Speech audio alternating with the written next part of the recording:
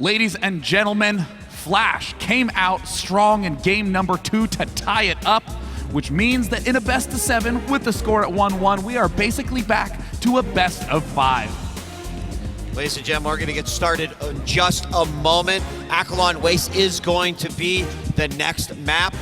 We're going to get, both players are ready. We're going to hop right into this one. It's tied 1 game apiece. Both of these guys are bringing out everything that they have stockpiled up to this point. $25,000 is on the line, and of course the title of the MLG Winter Championship winner. We've seen Flash go bio on this map. We've seen him go mech. We've seen Life do early Ling Roach pressure. We've seen him go Mutaling. We've seen him go Roach Hydra Viper. What is Life going to have in store on Akalon Waste? One of the weirder maps in the map pool. A lot of it comes down to the fact that on Akalon Wastes, it is an easy 4 bases. On most maps, you can get an easy 3, something like on Antigua Shipyard, but here, it's quite straightforward to secure all 4, and given the amount of aggression that Flash is busting out, we've seen him take 5, 6, 7 bases swiftly on this map. You know, that it would be the thing that would scare me dearly as a Zerg playing against Flash on this map, is to know how aggressive he can be, and also, you know, how many attack points there actually are on this map. I mean, it seems like a smart pick. And you know, it's kind of interesting. On a real basic question is, you know, I want to take another base. I have a couple of options. It's not like taking my natural where it's clear that I should take that one. Which one should I take? The basic rule is that if your army is slow, clunky, something like mech, you want to expand along the direction of attack. If you have something really fast, like Ling Muta, you want to expand on opposite corners of the map to exploit how much slower your opponent is. But the problem is, on Akalon Wastes, pretty much every expansion is along the sides, where it's kind of towards your opponent. It's not really along a direction of attack, so it means that defending bases 5 and 6 are quite difficult when compared to those first 4. We've seen, of course, similar styles from both these players throughout the competition based off of the last 2 games, Sean. Life versus Flash here on Akalon Waste, you know, with the styles that Flash is using, with the style that Life was using, on paper, who do you feel has the right style for this map? I really feel that Flash is going to be the one who's going to come out with a significant edge in this position. He is the one who has the careful, meticulous builds, easy to defend early set of bases. Life is going to be on the defensive. We saw Last take out Life on this map, and if Last can do it, Flash can do it. Ladies and gentlemen, game 3 of Life vs. Flash is starting right now.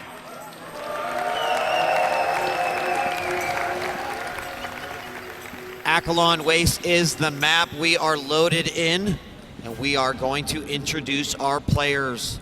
In the northwest position, as the Red Zerg has 1 game tied with his opponent.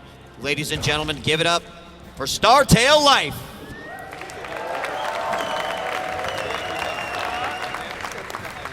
And spawning down in the bottom right, practices 40 games a day every single day, and it shows in his performance. From KT, it is Flash.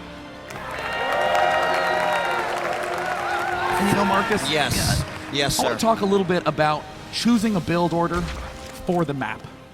You know, what's very common is to become attached to a specific build order, and then when you see a new map, you think, how can my build order work on this new map? Well, what Flash is so expert at doing is saying, what is the map?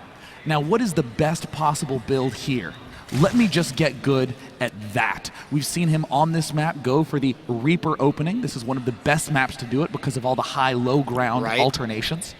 But a lot of other players are doing that on every map. They're trying to bend it to work, not Flash. Flash is very, very meticulous about planning that sort of thing out. Well, I mean, in relation to Flash's Brood War career, this was a much more prevalent thing to do in Brood War than it was during the Wings of Liberty era. Is that accurate? Yeah, I mean, certainly in Brood War, the maps had a significant impact due to the fact that the units were quite large when compared to terrain.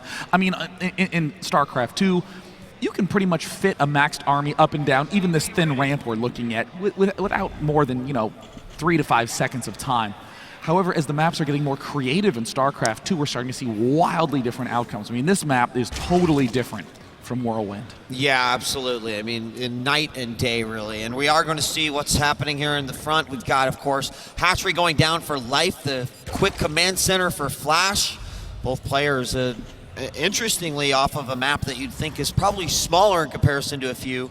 It's not going to matter. Both players want to get that expansion down as quickly as possible. Now, here's an interesting fact just coming from Twitter from Polarius1. Says Yes. that in 9 MLG finals have started off 1-1. The game 3 winners have won 8 of those 9 finals. Wow. This is a critical game in terms of momentum for the series.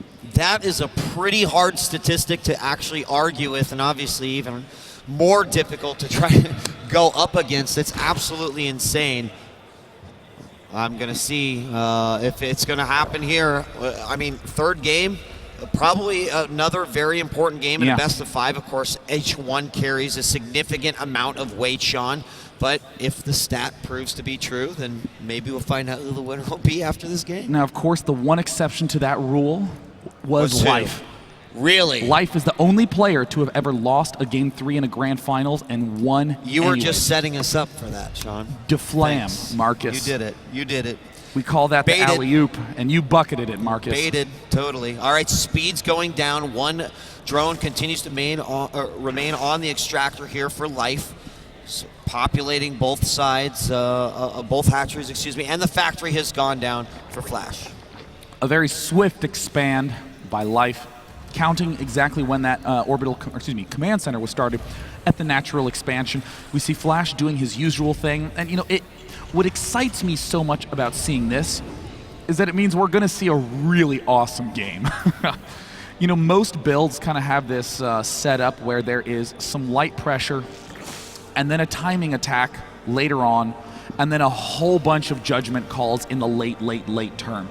Very often, I'd probably say 90% of the time, against just a general player on the ladder, you'll do critical damage with the pressure and win with the timing push. Or you'll do maybe some damage with the pressure and win with the timing push. But here, you know Life and Flash aren't going to lose to some early basics. You know Life won't lose to Hellions, or Flash will lose to a couple Ling run-bys. So exciting. We have quite a few Lings making their way to the front here. Bunker is established, and there's a couple Marines inside. Can make their way around to the third, but I'm not sure that's exactly what Flash has, or excuse me, what Life has in mind. At this point, we're going to see the third CC come down for Flash, and he does lower those depots to let a few of those Hellions out. He's going to go after these Zerglings, try to get a few kills on the map. Keep in mind, all of the Vision Tower right now does belong to Life, with the exception of the Western Tower, and this is the map that has 4 Xel'Naga towers in it. You know, one thing that's kind of weird about the Mutalisk in this matchup is due to the fact that so many players were opening up Banshee and Wings of Liberty. We got used to just saying things like, oh yeah, Mutalisk is just a good option. It's just a general good unit. But here, there's no air out of Flash. You don't actually need the Mutalisk. Sure, they're good, but there's no need for them. So that's what's really clever about Life's option to just stay Zergling for so long. And yet again, Flash not going to go too crazy with the Hellions at the start of the game. Oh, he's going to get 6, and he's going to come around. He knows those Lings are there. Goes in for the assault beyond the grass. The Lings, they quickly dodge out of that situation and run away. Now we've got 6 Hellions making their way over to their opponent's base. He knows the third's up. Flash checked it. He saw the creep. But which base is he going to attack? Well, right now, the Barracks Flood is starting to get kicked into high gear. Life has seen everything, but this is more of a matter of reassurance for Life. It's like, hey, it's nothing you haven't seen before. Should be doing really no change to his plan. Lair going down for Life now, and he's just on perfect track, spreading that creep as far out, also connecting the natural and the third. Hellions take a couple of hits and move back. Right now, Life has full vision of at least the middle of the map, pulling those Lings back, but leaving one behind. We're going to see that third command center dropped for Flash, and I do believe this Overlord will spot it. Yes, it does, and with Zerglings on the map, we're going to need to we'll see if Life is actually going to go and immediately try to attack that. A swell of Zerglings coming out, and I think that's exactly what he has in mind. This is why Flash needs to stay defensive against Life. Life loves these early flood-in timings, and it looks like that's exactly what he's doing. Marcus, Baneling Nest getting the research for the Baneling speed first. No Spire, it's going to be an assault. We saw this work magnificently against Pult. We saw it fall flat terribly against Last. It all comes down to the control of Terran. So when it fell versus Last, was it due to mines at all? Because we've also seen this fall just because that perfect mine hit. Well, what happened is, I mean, Life threw in a couple of Zerglings to Last. The mines detonated. And then without combat shield, Last did the most beautiful, perfect splitting to annihilate the Ling Baneling. Far and away the best split I've seen this entire tournament. So Flash, given that he is really the master of all mechanics, he certainly has the skills that it would take to deflect this sort of attack. But right now it's a numbers game. Yeah. 84 Zerglings. 86 Zerglings versus 21 Marines. They're going to be 1-1, and there the Banelings are morphed just north of Flash's natural. Now, Flash is putting down some defense. He's got a depot wall as well as a bunker in the back. Oh, no, there are so many Zerglings, 78 on the field. The rest of them are Banelings, and here they go. Flash moved out. He's totally out of position. Has absolutely nothing here to defend, just a single Marine. He misses the lift. Life floods in with massive amounts of units. The Banelings doing their best to connect, and oh my God, Life. Yes. Nails Marines melted. Hellions the only thing left. He puts himself in a position to try. GG! There is no position Flash could have put himself into. It was unfortunately a bad move out by Flash, trying to go for some aggression. Life had other things in mind, and honestly, it's all about the vision of that map. That was a convincing win. Not only did Life win with one clean, easy attack, but he did it with plenty of wiggle room behind. If that attack was decimated, no problem. He's been stockpiling gas with 6 geysers up, can transition into Mutalisk, can easily get a 4th base up. Life has a clear command of this style. Very clear command, and that means that Life is going to take the 3rd game. Maybe now it's Flash's turn to make that stat come untrue. And we are going to be moving on to Newkirk City as the next matchup. Ladies and gentlemen, MLG is currently trending in the US. Let's make it worldwide. We appreciate your support here, and of course the players do as well. This epic final will continue. Life versus Flash, Game 4. It's coming up after this.